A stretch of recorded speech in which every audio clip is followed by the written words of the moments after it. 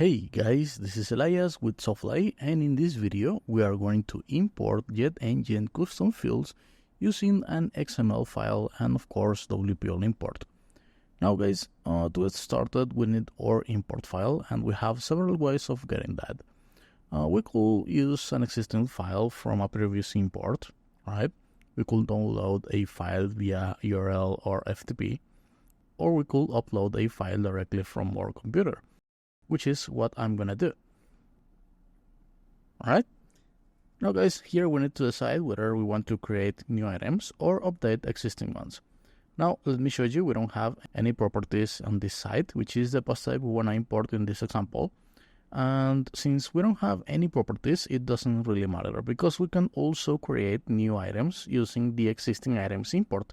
It just happens that we can't update existing items. For example, if we had here some properties already created in our site, we couldn't use these new items import to update them. We will need to use the existing items import. That's the only difference really. Now let's just continue. Let's select the post type we want to import, and here is properties. Cool. And continue to step 2. Now here in step 2, this is a review step, and here we just basically need to review the data we want to import to our site, right? So here on the left we have several elements, XML elements actually, and usually WPL import will find the right one for you, but if not, just select that manually, right? Now in this case, this post one is the one we need. You can see we have all of the data here: property name, description, image feature, map address, and all of the other elements we're going to import. Right, so this is looking good, and we do have 103 elements, so this is looking good too. Now if I scroll down a little bit, you will find these manage filtering options. Now what these manage filtering options will do is filter out some records that maybe we don't want to import, right? So in this case, let's say I only want to import the properties that are on the market, that this availability element is on the market. So we can select an element from this pull down. Let me find availability, and for the rule I'm gonna say equal, and I'm gonna type in here on market. Right, so now I'm gonna add this rule and apply the filters. Now the first thing you will notice is this weird code here, and this is an XPath expression. Now WPL import uses XPath to handle multiple things here. And if you know what XPath is, then awesome, you know you can do all sorts of crazy stuff here. But if not, don't worry about it. You don't need to know what XML is or what XPath is or any of that stuff. WPL import will handle all of that for you. So let's just continue. You can see that we no longer have 103 properties to be imported. Now we have 74. Now these 74 properties are those properties that are on the market.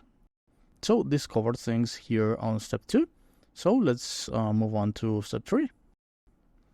Now here in step 3, we just need to drag and drop all of the elements we want from our import file right here on the right panel into whatever field we want those elements to go here on the left. Now you can drag and drop any element into any field. For example, this is the title and this is the property name, so I'm gonna drag and drop this right here. Now you can also add multiple elements and even static data like this dash, and I don't know, say put here the short address, right? And it will work. If you preview, you will see here is the title with all of the info. Now I don't want this, so I'm gonna delete that and drag and drop the description here, preview, and there you go, right? This is looking good. Now let's continue, guys. Here is the images section, and I have here my image feature element. So I'm going to drag and drop that, preview, and here you have a little preview. But just to rest easy, I want to confirm that this image can be downloaded. So I'm going to click on the run test button. Right, so the image can be downloaded, so it's good. And here we have some advanced options for images. For the most part, you will know what they do if you just read them, but you can hover on the question marks and it will give you more details of them. Now, for the most part, you will probably want to keep this as it is, but you can just play around with that. In my case, I only want to set up here the image feature, and I want to make sure that this option is enabled, right? The one that says set the first image to the feature image. Now this is gonna be our main image in the property, right? So we have a gallery element around here, but this gallery element, we're going to import it using the JetEngine import add-on, which is down here. So let's go there, right? Now here we have the JetEngine field group. We only have one, so I'm going to enable that. And WP import will fetch all of the fields contained in that group. Now in this case, we have map address, short address, date first listed, which is a date picker, guys. Here we have a couple of select fields, right? Listing type. The price is a text element. Amenities is a checkbox, which means we can select multiple values from here. Right, bathrooms is a radio, but you can see it here as a select one. And rooms, this is a JetEngine repeater field, right? We have a gallery field, a media field, and some other simple text fields, right? So if we go here to properties and add a new post, you will see all of this info right here. Right, so the WP import will be able to import JetEngine fields, right? It doesn't matter if they are repeater fields, if they are choice fields, if they are checkbox fields or whatever. You can just import it very easily using our UI, right? So the way you do that is just drag and dropping some stuff. So let's start by drag and dropping the map address, which is here. Boom, that's it. We have mapped our map address, and with this, WP import will get the data to that field in all 74 properties. Now let's drag and drop the short address and the date first listed. Now guys, for the time fields, WP import will use the str2time function to translate whatever time format you have in your import file to whatever JetEngine is using to handle that field. So nothing to worry here, this will work. And then here for the availability, all of them are on the market, which is right here, right? So if we wanted to drag and drop this element, we will need to set this with XPath and just drag and drop that like so. But since all of them are on the market, I'm just going to select that from here, right? Now for the listing type, we can't do that because if I select here house as the listing type, right? Well, that will mean that this property right here, which is an apartment, will have house as the listing type. And we don't want that because we want every single one of these properties to have the right data, right? So let's set this with XPath and drag and drop the element like so. Now let's run the price. Cool. And for the amenities, we have a similar scenario, guys, because we can't select the values from here. Because that will mean that if I set up here a pool and some of these properties right here doesn't have a pool, well, that will be a problem when your realtor wants to show up the house and the buyers ask where's the pool, right? So let's just set this with XPath, and when we have a field that has multiple values, we need to separate those values using commas.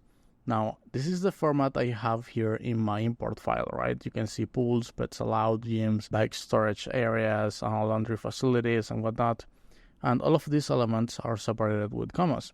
So this is working for us. So let's drag and drop that, right? Now, guys, there can be cases where your data in the import file is not quite as you need it for your import, right? Now, for those cases, you can always use PHP functions down here at the bottom. And if you don't know how to do that, you can go to our website at wpimport.com, click on the docs menu, and here just navigate, find the import section, then custom code, inline PHP, right? So here you have some examples that you can use. And we even have a developer section with some code snippets with a bunch of scenarios that maybe will work for you, right? Just, for example, if you want to mark up the prices with minimum and maximum limits, just click on that and it will take you to the code snippet that is for that scenario. Now, let's just continue here. And remember, guys, if you get lost a little bit or find yourself needing some help, you can always contact our support team and we will be more than happy to help you out. Now let's drag and drop the square feet, which are here. Then the bathrooms, like so, bathrooms. All right. Now, guys, here we have this rooms element. And remember, guys, this is a JetEngine repeater field, which means that it's gonna keep adding items with these three subfields inside of them: name, measurement, and description. Right? So the way we import this into loopable import and using an XML file, of course, is with this variable XML option. Right? Now, guys, we're gonna need a repeating element. So let me close this so you can see. Here in this case, we have row, row, row. So these rows are inside of rooms, and this is the repeating element. So we need any one of these, right? I'm gonna choose the second one because why not? And drag and drop that here. Now I'm gonna delete these indicators, right? Let me zoom in so you can see. Okay, so we say for each row, right, we're gonna do all of these fields for as many times as needed, right? So if we have here 3 rows, then we're gonna write here the room's name, the room's measurement, and the room's description for this row, this one, and this one. And if there are more, then they will be written too, right? Now there is one last thing we need to do here, so let me zoom in really quick. And I'm gonna delete all of this, replace it with a dot. Same here. And same right here. Cool. Now, guys, this is the structure we need to import JetEngine repeater fields using WPL import, and you can learn more if you click here on this link that says documentation. But again, if you feel a little bit lost here, just don't worry and contact our support team. Lastly, we're gonna ignore blank fields, and what this option does, let me read this for you. It says if the value of the element or column your file is blank, it will be ignored. Use this option when some records in your file have a different number of repeating elements than others, right? So this is our case, so I'm gonna leave that enabled and continue. Now here we have the media section, so our gallery is right here, and we need to know what the delimiter is for all of these URLs. So in this case is a comma, so we need to place here a comma. Right, so if this were a semicolon or a pipe or whatever it is separating your URLs, you will need to use that here, right? Now I'm going to enable this option that says search through the media library for existing images before importing new images, and this is the same feature we have here in the images section, right? Right here, right? So what this will do is, well, before downloading each one of these images, the WPL import will check if that image already exists in our site. If that image already exists, then it won't download a new one, but use the existing one, right? So we can match this by URL or file name, but I'm just gonna leave it like that. Now for the floor plan, I'm gonna do the same, drag and drop, enable that, and move on. Then finally, we have this contact info with the agent name, the phone, email, and link for more details. Cool. Now, guys, with this, we have everything we need to import JetEngine custom fields using an XML file and WPL import. So let's scroll down a little bit and find the taxonomy section. Here's the tenure. So let's try and drop that. And the property of the week. So let me drag and drop that too. And guys, here the property of the week has a format we don't really need. That, I don't know, maybe it's not good for us because here is a 1 and here is a 0. So this is binary for yes and no. And here in our site, we need yes and no, not ones and zeros. So for taxonomies, we can use one of the WPL import functionalities, which is the ability to map taxonomies on the fly. So I'm gonna enable mapping for property of the week, and I'm gonna say in my file, whenever there is a 1 in this field, I want that to be translated to yes, right? And when there is a 0, I want that to be translated to no, right? So with this should work. So let's continue, right? So here in the other properties options, we have some other WordPress standard stuff like post status, post dates, comments, the post look, author, and whatnot. So all of this is looking good by default, so I'm just gonna skip it. And I'm gonna skip the function editor too, but guys, just know that this is by far the most powerful feature in WPL import because it will allow you to run PHP functions and alter your data however you see fit.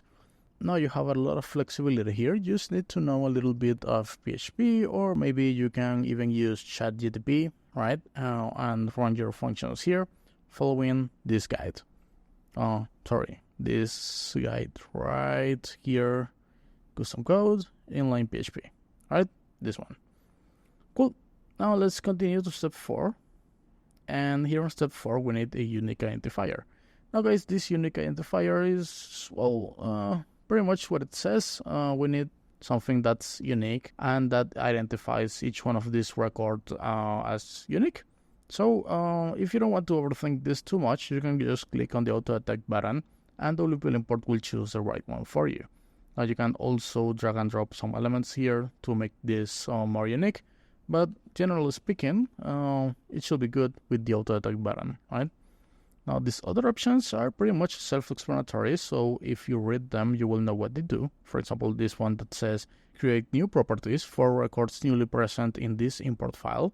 So if this is enabled, this is what's going to happen. And if you disable that, well, then that's just not going to happen anymore, right? So this one says update existing properties with the data in this import file. So if that's something you want, keep that enabled. If not, disable that, right? This one is a little bit more complex, and it says remove or modify properties that are no longer present in this import file. So if maybe you have a bunch of properties in your site, but maybe you sold some of them and you upload a new file with fewer properties, you can just use this option to remove automatically all of the properties that are no longer there, right? So this is very convenient, and here's a video you can see and learn more about how it works. For now, let me disable that, and we can continue because we're gonna use the default options in all of this, right? Then we have here the scheduling options, and this is pretty cool because although WPL import makes it very simple to rerun this and any import, well, maybe you don't want to do it manually, right? Perhaps you want to automate that process and sleep easy knowing that WPL import is running and keeping your site updated, right?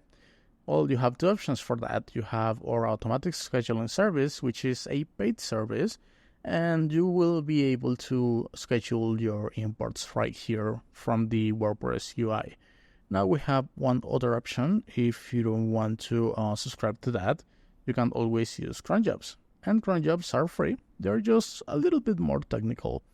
Now, again, guys, if you feel a little bit lost here scheduling your imports or in any of the other steps, you can always contact our support team. You can go to our site and click on the docs menu, or you can check out the other videos in our YouTube channel. That's up to you guys. Now, I believe we're ready here, so let's just continue here and run our import. Now, this is going to take a minute or two while WPL import unloads everything. So I'm going to let this go and come back when it's ready. Great, so our import is complete. And let's see how our properties came in. And there you go, we have 74 properties, which is the number we expected. So let's take a peek here in the front end. Alright, so we have all of these properties right here. So this is looking good. Now let's open this one up. And there you go, we have our images, so that's always a good sign. Okay. Cool, then we have our title, the short address, the number of beds, and square feet, the price, availability, listing type, address here, description, amenities, here is the rooms, JetEngine repeater field, and the agent info. So, this is looking good. let's see how this looks from here. So we have title, description, the tenure and property of the week, also the feature image, and all of these fields are looking real nice, guys. So this is good. Then here in the media tab, we have the JetEngine gallery and the JetEngine media field. And here in the contact tab, we have all of the info too. So there you have it, guys. It's that easy to import JetEngine custom fields with an XML file and WPL import, right? So I really hope you enjoyed this video, guys. And if you want to know more about how to import or export that kind of data, or if maybe you're using ACF or Metabugs to handle your custom fields, you can import and export those with WPL import and WPL export too. Just check out the other videos in our channel and check out our website at wplimport.com. For now, thank you for watching and see you next time.